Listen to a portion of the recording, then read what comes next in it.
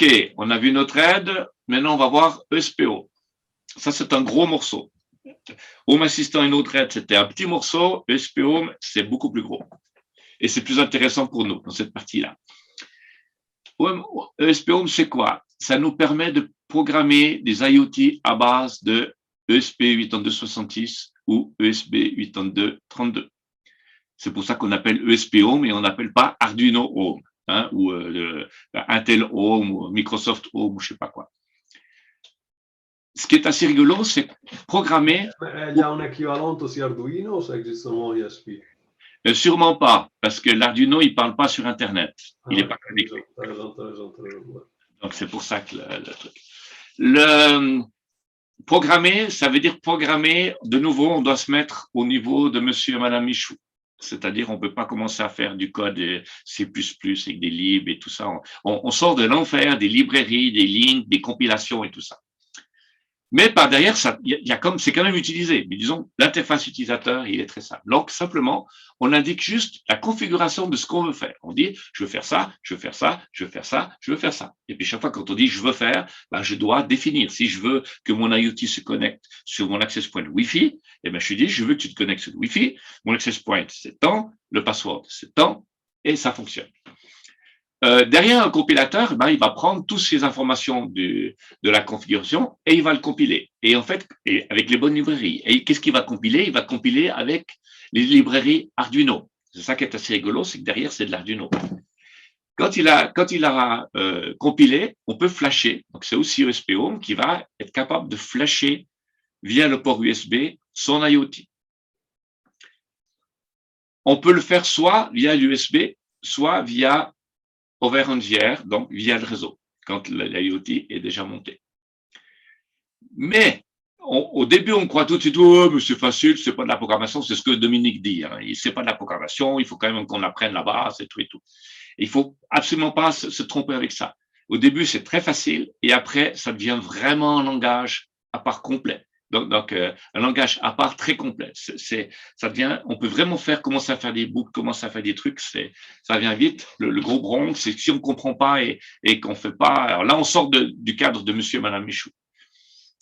Où se trouve ESP Home? ESP Home, de nouveau, c'est un conteneur Docker qui est intégré dans la barre d'outils à gauche de Home Assistant et qui est installé et supervisé par le superviseur depuis qui va chercher dans le add-on store. Les subtilités. Chaque IoT est programmé par ESP Home. Donc, quand on installe ESP Home sur un IoT, automatiquement, il a c'est pas forcément un mini serveur, c'est un serveur client, c'est un petit peu spécial.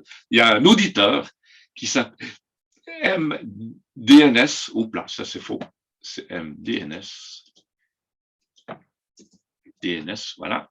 Qui est le protocole Multicast DNS. On peut chercher Multicast DNS dans Wikipédia. L'intégration de Multicast DNS fait par Apple, c'est bonjour. C'est un des premiers à faire ça. C'était pour qu'ils puissent découvrir très rapidement les imprimantes. Après, Microsoft a fait la même chose qu'Apple, mais seulement que pour les imprimantes. Et maintenant, ils sont enfin décidés à faire pour tous les objets. Parce qu'ils ont remarqué qu'il n'y avait pas que bonjour, que nos imprimantes. Et ils ont découvert qu'il y avait autre chose qui parlait ce protocole-là. Ce petit protocole bonjour ou MDNS permet à Achat, donc Home Assistant, qui est une autre partie, hein, qui est séparée, permet à Achat de découvrir automatiquement tous les IoT. Ça veut dire que l'IoT, si vous avez un IoT qui est connecté dans le Wi-Fi de votre Home Assistant, ou plutôt le réseau, pas le Wi-Fi, le réseau, votre subnet du Home Assistant, automatiquement, le Achat, il les voit et il peut les intégrer. C'est très important que ça se trouve dans le même subnet.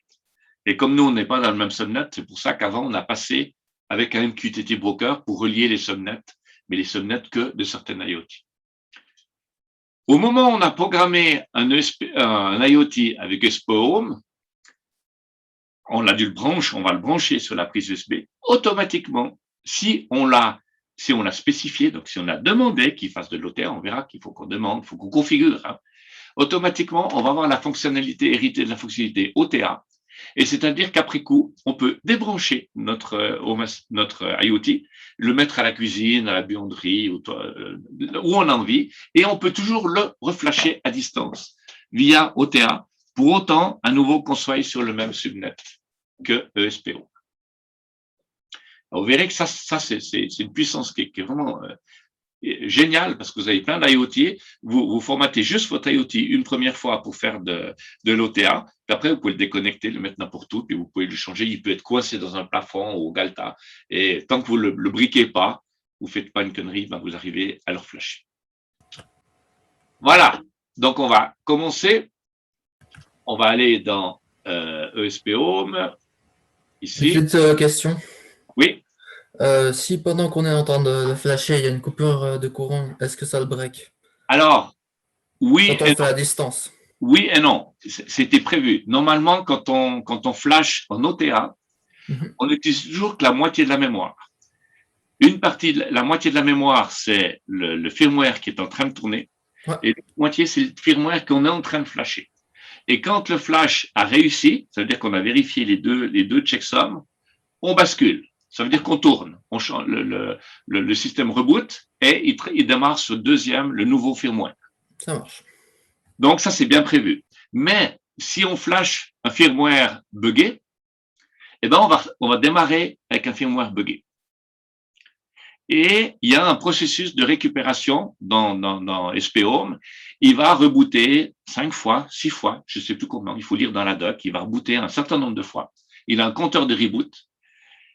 Et puis, il essaie de se connecter. Et puis, s'il n'arrive pas à se reconnecter, eh ben, il rebascule dans un mode dégradé, où il rebascule sur l'ancien, je crois, il bascule sur l'ancien ou dans un mode dégradé pour qu'on puisse reprendre le contrôle et reprendre le service.